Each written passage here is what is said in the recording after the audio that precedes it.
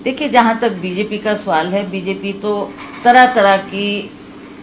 रुकावटें पैदा करने का प्रयास कर रही है। जहां तक आप ये कह रहे हैं कि जो हमने मैनिफेस्टो में बातें कही है, आपको पता ही है कि हमने पहली गारंटी ओपीएस देने की बात की और वो सरकार ने पूरी भी की है। आज लोग संतुष्ट है, लोग खुश है कि हमारी एक मांग को पूरा किया है। दूसरी मांग हम उसके ऊपर सोच कर रहे थे कि कब इसको इम्प्लीमेंट किया जाए, और माननीय मुख्यमंत्री स्पीति भी गए, स्पीति में भी उन्होंने कहा कि हम इसकी शुरुआत यहाँ से करेंगे। उसके बाद ये आपदा आ गई और आपदा में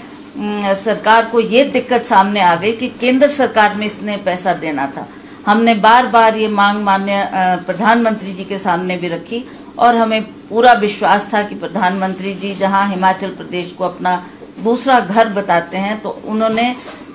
इसमें कोई पहल नहीं की, हमको आर्थिक पैकेज देने की बात नहीं की। जो नुकसान हिमाचल प्रदेश में हुआ है वो इतना बड़ा था, 12,000 करोड़ का हमने अनुमान लगाया था, तो उसके लिए हमें केंद्र से एक पैसा भी नहीं मिला, एक पैसा भी नहीं मिला। मैं आपको बताना चाहती हूँ कि मैं स्वयं भी, मैंने सभी सांसदों को चिट्ठी लिखी, सबसे आग्रह किया कि हम सब इकट्ठे होकर माननीय प्रधानमंत्री जी से मिलते हैं, उनसे बात करते हैं और उनको बताएंगे कि हिमाचल प्रदेश में इतना नुकसान हुआ है, तो आप या तो इसको आपदा स्टेट घोषित करें या आप जल्दी से जल्दी ये धनराशि हमें उपलब्ध कराएं ताकि हम लोगों को राहत दे सके। बहुत समय बीत गया, प्रधानमंत्री जी ने इसका संज्ञान नहीं लिया। अंततः माननीय मुख्यमंत्री हिमाचल प्रदेश ठाकुर सुखविंदर सिंह सुक्खू जी ने इसमें पहल की और उन्होंने जो ये 4,500 करोड़ की धनराशि देकर लोगों को राहत देने की बात की, इसकी वजह से थोड़ी दूसरी जो हमारी महिलाओं को पैसे देने की बात थी उसमें हमारी थोड़ी देरी हुई, थोड़ा प्रॉब्लम आ गई थी, तो इसलिए हमने इसको कहा है कि हम देंगे और जब हम इस आपदा की स्थिति से निपट जाएंगे तब हम इसकी शुरुआत भी करेंगे। देखिए, ऐसे तो हमारे लोग सभी जानते हैं कि 24 को लोकसभा का चुनाव होने जा रहा है, उसमें हम पूरी तरह से फील्ड में उतर चुके हैं, लोगों के बीच जा रहे हैं, लोगों से बातचीत कर रहे हैं, लोगों का फीडबैक ले रहे हैं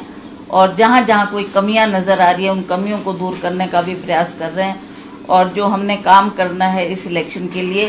वो अपनी संगठन को मजबूत करने के लिए भी हमने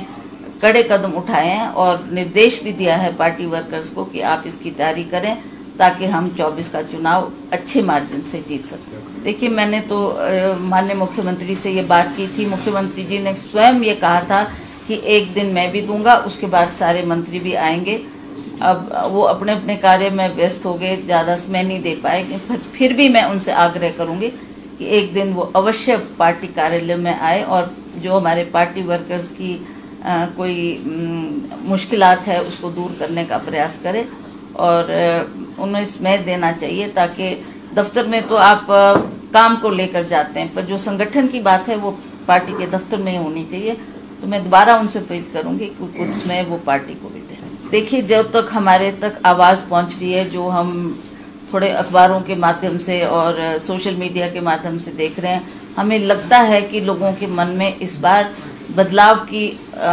लोग बदलाव चाहते हैं, क्योंकि मोदी की सरकार को अब 10 साल लोगों ने देख लिया है। जो उन्होंने वायदे किए थे, ये बात स्पष्ट है कि उन्होंने, जहां तक हिमाचल प्रदेश की बात है, उन्होंने यहाँ पर भी आकर मोदी जी ने कहा था कि मैं महंगाई कम करूंगा, मैं रोजगार दूंगा हमारे नौजवान साथियों को और भ्रष्टाचार हटाऊंगा, तो इस पे कहीं भी वो सफल नहीं हुए हैं। तो इसलिए लोग भी अब काफ़ी रुष्ट हैं और लोग चाहते हैं कि इस बार बदलाव होना चाहिए और हमें पूर्ण विश्वास है कि आने वाले जो ये चुनाव है इसमें अवश्य बदलाव होगा और नया नेतृत्व देश को मिलेगा ताकि हम अपने विकास के कामों को आगे बढ़ाएं और लोगों की जो चाह है उसको पूरा करें। देखिए, मैंने अपना पक्ष सरकार के सामने कई बार रख चुकी हूँ, कई बार मैंने ये बात कह दी है कि इट इज़ वेरी इम्पॉर्टेंट कि जो जिले जहाँ से हमारे मंत्री बनना चाहते हैं उसके बारे में भी हमने बात की है। अब that is for the government to decide कि आप